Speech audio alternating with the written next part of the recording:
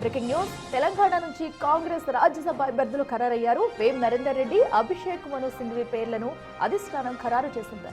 ఇవాళ ఇరువురు నామినేషన్లు దాఖలు చేయనున్నారు. పలువురు పేర్లు వినిపించినప్పటికీ చివరకు సీఎం సలహాదారు వేం నరేందర్ రెడ్డి పేరు ఖరారైంది.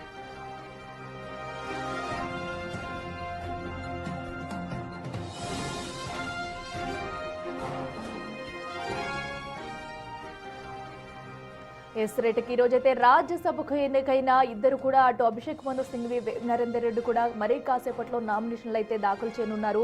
సో ముందు నుంచి కూడా అధిష్టానం సీట్లను ఎవరికి కేటాయిస్తుందనే ఉత్కంఠ అయితే నెలకొంది. సో ఎట్టకేలకైతే వేం నరేందర్ రెడ్డి అలాగే సింఘ్వి పేర్లను కూడా ఖరారు చేసింది. మరీ కాసేపట్లో కూడా వీరైతే నామినేషన్ దాఖలు చేయనున్నారు. సో ఇప్పటికే కాంగ్రెస్ అయితే 2 రాజ్యసభ సీట్లను అయితే గెలుచుకునేందుకు పక్కా ప్లాన్ చేస్తుంది. ఒకవేళ బీఆర్ఎస్ కనుక పోటీలో లేకపోతే ఈ 2 రాజ్యసభ సీట్లు కూడా ఏకగ్రీవమయ్యే అవకాశం కనిపిస్తుంది. అయితే మరి కాసేపట్లో కూడా వేం నరేందర్ రెడ్డి అలాగే సింఘ్వి కూడా నామినేషన్ దాఖలు చేయడానికి వెళ్లనున్నారు. సో ఇప్పటి వరకు కూడా చాలా మంది రాజ్యసభ సీట్లకు సంబంధించి కూడా ఎంతో మంది ఆశావాహులు ఉన్నారు. సో అన్ని క్షుణ్ణంగా ఆలోచించి అన్ని అంశాలను పరిగణలోకి తీసుకున్న తర్వాత అటు వేం నరేందర్ రెడ్డికి సింఘ్వికి కూడా రాజ్యసభ ఈ సీట్ అయితే ఇవ్వడం జరిగింది. సో ఇప్పుడు మరి కాసేపట్లో నామినేషన్ వేసేందుకైతే ఇరువురు కూడా వెళ్లనున్నారు. దీనిపై ఇప్పటికే ఉత్కంఠ నెలకొందని చెప్పాలి. అభిషేక్ మను సింఘ్వి, వేం నరేందర్ రెడ్డి ఎంపిక చేయడంపై కూడా సో పలువురు ఇప్పటికే ఏదైతే అందరూ కూడా వీరికైతే ప్రాధాన్యత ఇస్తున్నారనే చెప్పుకోవాలి. ఇక ఇప్పుడు మరి కాసేపట్లో కూడా వీరిద్దరూ అయితే నామినేషన్ దాఖలు చేయనున్నారు. మహబూబాబాద్ జిల్లాకు చెందిన వేం నరేందర్ రెడ్డి సీఎం రేవంత్ రెడ్డికి అత్యంత సన్నిహితుడు. 2004 అసెంబ్లీ ఎన్నికల్లో మహబూబాబాద్ నుంచి టీడీపీ తరపున పోటీ చేసి ఎమ్మెల్యేగా విజయం సాధించారు. ఇక 2012లో జరిగిన ఉప ఎన్నికల్లో హనుమకొండ నుంచి పోటీ చేసి ఓడిపోయారు. అనంతరం 2015లో ఎమ్మెల్యేల కోటాలో ఎమ్మెల్సీ అభ్యర్థిగా పోటీ చేసి పరాజయం చెందారు. అనంతరం రేవంత్ రెడ్డితో పాటు వేం నరేందర్ రెడ్డి కాంగ్రెస్ లో చేరారు.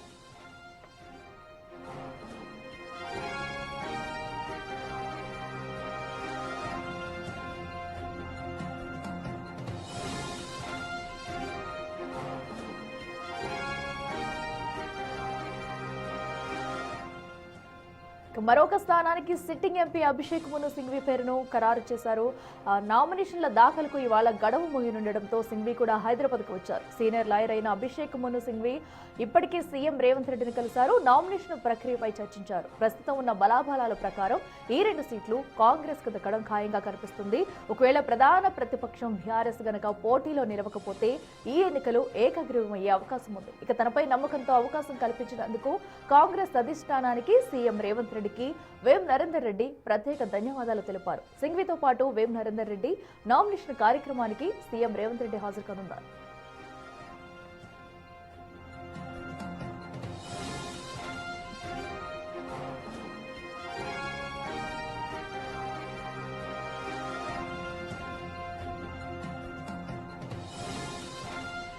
ఎస్రేట్కి మరి కాసేపట్లో కూడా రాజ్యసభ సీటుకి కూడా ఎన్నికైన వేం నరేందర్ రెడ్డి అలాగే అభిషేక్ మను సింఘ్వి కూడా మరి కాసేపట్లో నామినేషన్లు అయితే దాఖలు చేయనున్నారు. సో దీనికి సంబంధించి ఇప్పటికే తెలంగాణ నుంచి కూడా కాంగ్రెస్ రాజ్యసభ అభ్యర్థులుగా కూడా వీరిద్దరు పేర్లను అయితే ఖరారు చేసింది అధిష్టానం. అయితే ఈ రోజు ఇరువురు కూడా నామినేషన్లు దాఖలు చేయనున్నారు.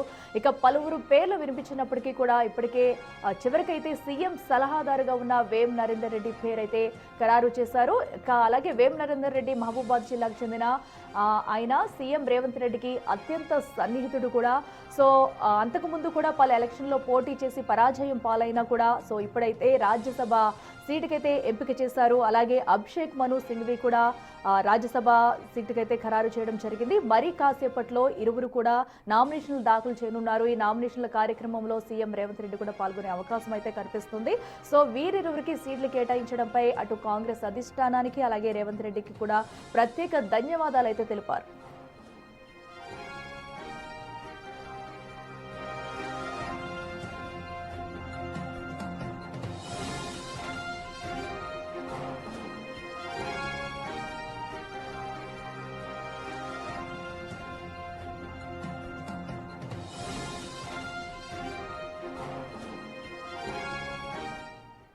ఇక రాజ్యసభ సీటు ఖరారు చేసిన వేం నరేందర్ రెడ్డి, అభిషేక్ మను సింఘ్వి కూడా మరి కాసేపట్లో నామినేషన్లు అయితే దాఖలు చేయనున్నారు. దీనిపై ఇప్పటికీ ఉత్కంఠ ఏర్పడిందని చెప్పాలి. మరింత సమాచారం మా ప్రతినిధి హేమ లైవ్ లో అందిస్తారు. హేమ, చెప్పండి, మరి కాసేపట్లో నామినేషన్ వేయడానికి ఇరువురు కూడా రాబోతున్నారు.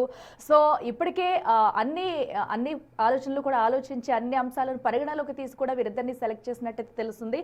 మరి ఏ అంశాలను పరిగణలోకి తీసుకున్నారు? మిగతా వారు కూడా చాలా మంది ఆశావాహులు ఉన్నారు. వారి పరిస్థితి ఏంటి? అప్డేట్స్ ఏంటి? మొత్తానికి మరి కాసేపట్లో అసెంబ్లీలో అటు తెలంగాణ రాజ్యసభకి సంబంధించి నామినేషన్లు దాఖలు చేయనున్నారు. ఒకరు మను సింఘ్వి అయితే మరొకరు వేం నరేందర్ రెడ్డి. అయితే ప్రధానంగా గతంలో కూడా మనం చూసుకుంటే మొత్తం తెలంగాణ రాష్ట్రానికి సంబంధించి అఖిల 2 రాజ్యసభ స్థానాలు ఖాళీ అయ్యాయి. అందులో ఒకటి బీఆర్ఎస్ అయితే మరొకటి కాంగ్రెస్. కానీ ప్రస్తుతం బీఆర్ఎస్కి బలం లేదు, కాంగ్రెస్కి పెద్ద ఎత్తున సంఖ్యాబలం ఉండడంతో 2 కూడా ప్రస్తుతం కాంగ్రెసే కైవసం చేసుకోబోతోంది. అయితే ఇందులో భాగంగా గతంలో రాజ్యసభ ఎంపీగా మను సింఘ్వి ఉండే, సో ప్రస్తుతం అతన్నే మరొకసారి కూడా కొనసాగిస్తూ ఉన్నారు.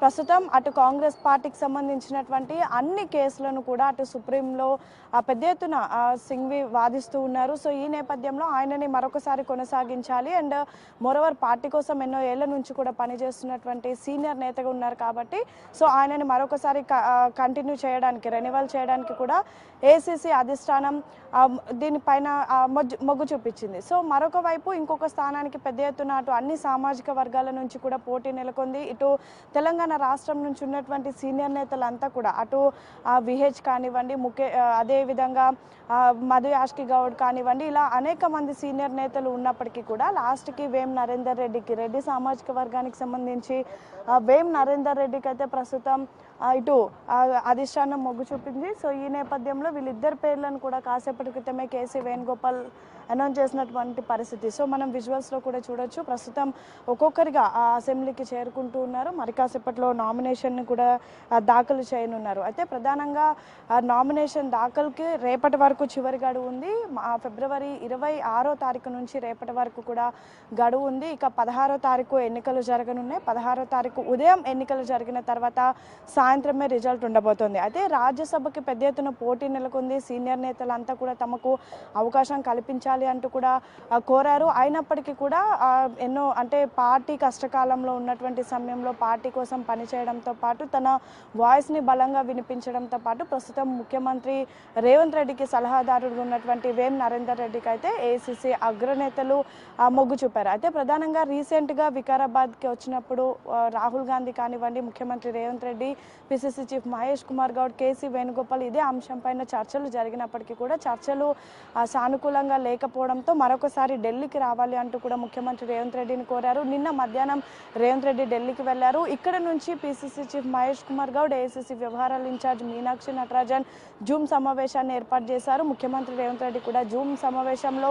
పాల్గొని చాలా సుదీర్ఘంగా చర్చలు జరిపిన తర్వాత అన్ని సామాజిక వర్గాలకు కూడా సముచిత న్యాయం జరిగే విధంగా కూడా ప్రస్తుతం ఈ నిర్ణయం తీసుకున్నామంటూ కూడా చెప్పడం జరిగింది. సో వేం నరేందర్ రెడ్డిని అనౌన్స్ చేసిన తర్వాత ప్రస్తుతం మొత్తం కూడా అంతా కాంగ్రెస్ సీనియర్ నాయకులు అంతా కూడా హర్షం వ్యక్తం చేస్తున్నారు. కాంగ్రెస్ పార్టీ కోసం కష్టకాలంలో పనిచేసినటువంటి వాళ్ళకు గుర్తింపు ఇవ్వడాన్ని ప్రస్తుతం హర్షం వ్యక్తం చేస్తున్నారు. సో ప్రస్తుతం మనం అసెంబ్లీ ప్రాంగణంలో ఉన్నాము. సో మరి కాసేపట్లో ఇదే అసెంబ్లీలో నామినేషన్ని కూడా దాఖలు చేయనున్నారు. అటు మను సింఘ్వి కానివ్వండి, అదేవిధంగా వేం నరేందర్ కూడా ఈ ఇద్దరు వచ్చి ఏదైతే నామినేషన్ ఉంటుందో అది దాఖలు చేయనున్నారు. ముఖ్యమంత్రి రేవంత్ రెడ్డి కూడా ఢిల్లీ పర్యటన ముగించుకొని ప్రస్తుతం వచ్చినటువంటి పరిస్థితి. సో ముఖ్యమంత్రి రేవంత్ రెడ్డి కూడా ఈ కార్యక్రమానికి హాజరవుతారు అంటూ కూడా ప్రస్తుతం మనకు సమాచారం అందుతుంది. అదేవిధంగా మంత్రులంతా కూడా రానున్నారు. ఇక ఒక్కసారి అఖిల మనం వేం నరేందర్ రెడ్డి విషయానికి వస్తే తెలంగాణ రాష్ట్రానికి రాజకీయాలకు సంబంధించినటువంటి ఒక కీలక నేతగా కూడా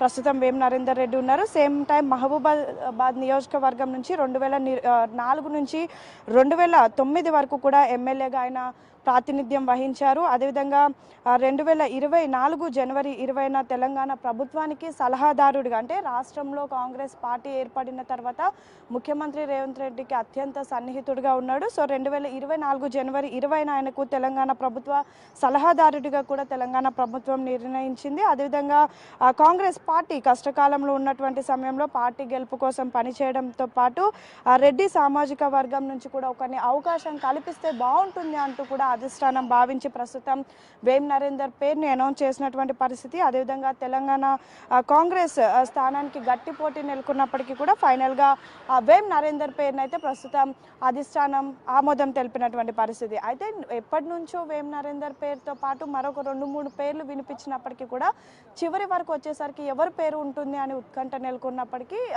ఈరోజు ఉదయం అఫీషియల్గా కేసీ వేణుగోపాల్ ఇద్దరు పేర్లను కూడా అనౌన్స్ చేశారు. సేమ్ టైం మను సింఘ్వి విషయానికి వస్తే జాతీయ స్థాయిలోనే పార్లమెంట్లో బలమైన వాదనలు వినిపించడంతో పాటు అదేవిధంగా ఆయనకు సంబంధించి ఏఐసిసి కోట కింద అభిషేక్ మను సింఘ్వి తన రాజ్యసభకు పంపాలి అని కూడా అధిష్టానం నిర్ణయించింది. ఎందుకంటే ఒకవైపు పార్లమెంట్లో గతంలో తన వాదనలు వినిపించారు.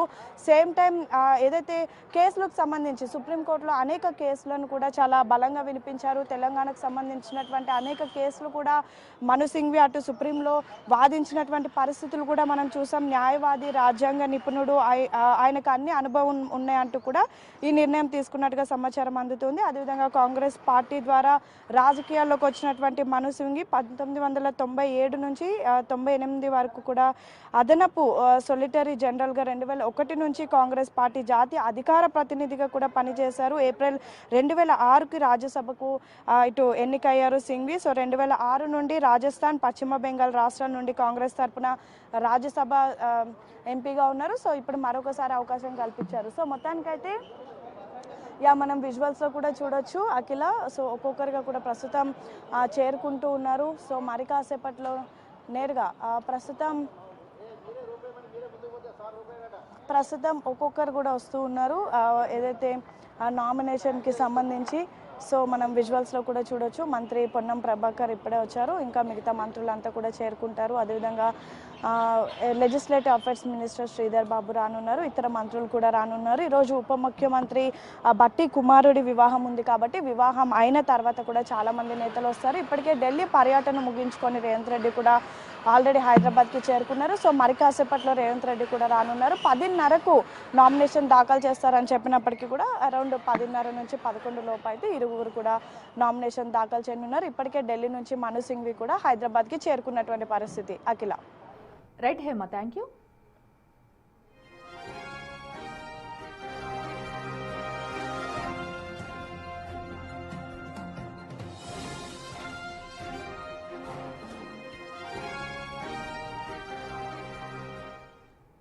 ఎస్రేటిక మరి కాసేపట్లో కూడా రాజ్యసభకు ఎంపికైన వేం నరేందర్ రెడ్డి అలాగే మను సింఘ్వి కూడా మరి కాసేపట్లో నామినేషన్ అయితే దాఖలు చేయనున్నారు. ఇప్పటికే అసెంబ్లీకి ఒక్కొక్కరుగా కూడా చేరుకుంటున్నారు. అలాగే సీఎం రేవంత్ రెడ్డి కూడా మరి కాసేపట్లో హాజరు కానున్నారు. అనంతరం ఇరువురు కూడా నామినేషన్ అయితే దాఖలు చేయనున్నారు.